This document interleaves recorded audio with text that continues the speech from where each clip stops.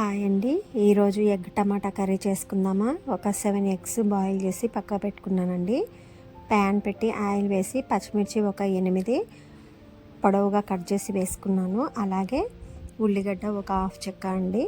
ఎందుకంటే టమాటాలు ఎక్కువ వేస్తున్నాను కాబట్టి స్వీట్గా ఉంటుందండి కర్రీ, అందుకని ఆనియన్ కొంచెం తక్కువ వేసుకున్నాను, పచ్చిమిర్చి కొంచెం ఎక్కువ వేసుకున్నానండి. అలాగే కొంచెం కొత్తిమీర, కొంచెం అల్లం వెల్లుల్లి పేస్టు, పసుపు వేసేసి గోల్డ్ కలర్ వచ్చేదాకా కుక్ చేసుకుందామండి లో ఫ్లేమ్లోనే.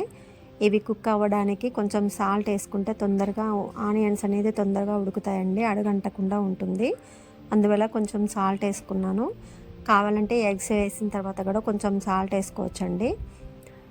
ఇక టమాటాలు వచ్చేసి ఒక పావు కేజీ కట్ చేసి వేసుకున్నాను. ఒక 2 మినిట్స్ కుక్ అయిన తర్వాత కారం, అలాగే పొడి మసాలా ఉంటే వేసుకోండి. నాకైతే ఇంట్రెస్ట్ లేదండి, ఎందుకంటే ఈ మధ్య మసాలాల వాడకం ఎక్కువైంది, అందువల్ల వేయట్లేదు.